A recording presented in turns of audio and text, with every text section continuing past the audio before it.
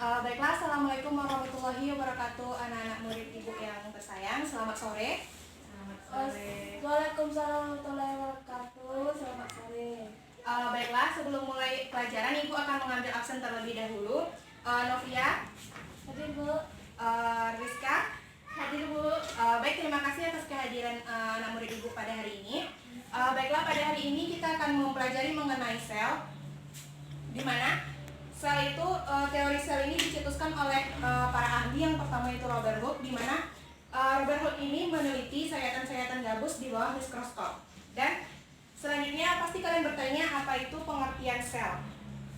Sel merupakan unit struktural maupun fungsional terkecil dari penyusun makhluk hidup di dalam tubuh. Dan sel ini memiliki bagian-bagian, ada 10 bagian. Yang pertama itu adalah membran sel, di mana membran sel ini berfungsi untuk mengatur pengangkutan zat. Yang kedua ada dinding sel, yaitu untuk melindungi sel. Dan yang ketiga ada inti sel, di mana inti sel itu mengatur aktivitas sel. Dan yang keempat ada sitoplasma, di mana sitoplasma ini adalah cairan yang ada di dalam sel. Dan yang kelima yaitu adalah ribosom. Ribosom tersendiri yaitu tempat sintesis protein.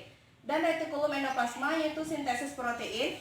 Dan selanjutnya ada badan Golgi, yaitu untuk sekresi dan ekskresi. Jadi sistem ekskresi dan sekresi itu terjadi di dalam sekresi dan ekskresi. Jadi sistem sekresi dan ekskresi di dalam sel ini terjadi di dalam badan Golgi. Dan selanjutnya itu adalah mitokondria, di mana mitokondria itu adalah tempat respirasi sel. Dan selanjutnya adalah lisosom, yaitu penyimpanan enzim pencernaan. Jadi di dalam lisosom ini terdapat enzim-enzim pencernaan. Dan selanjutnya adalah sentriol. Sentriol itu adalah tempat pembelahan sel. Baiklah, selanjutnya sel itu ada dua. Yang pertama ada sel tumbuhan dan sel hewan. Di mana sel tumbuhan yaitu memiliki dinding sel, memiliki plastida, tidak memiliki lisosom, tidak memiliki sentrosom, mempunyai kloroplas dan memiliki vakuola. Dan selanjutnya itu adalah sel hewan, di mana sel hewan tidak mempunyai dinding, tidak memiliki plastida, mempunyai lisosom, mempunyai sentrosom, tidak mempunyai kloroplas dan tidak memiliki vakuola. Jadi inilah sekilas materi dari ibu, yaitu mengenai sel. Baiklah, anak-anak sekalian akan ibu bagi menjadi beberapa kelompok. Dan anak-anak ibu tugaskan untuk melihat bagaimana gambar atau mengamati struktur sel tumbuhan dan struktur sel hewan tersebut. Dan anak-anak ibu beri waktu 15 menit untuk menggambar sel hewan dan sel tumbuhan tersebut.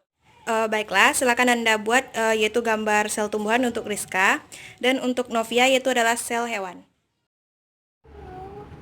Baiklah anak-anak sekalian, di mana Ibu sudah menjelaskan perbedaan dari sel hewan dan sel tumbuhan tadi, dan Ibu sudah menjelaskan pula bagaimana bagian-bagian dari sel, dan sudah menjelaskan apa saja fungsi dari bagian-bagian sel tersebut.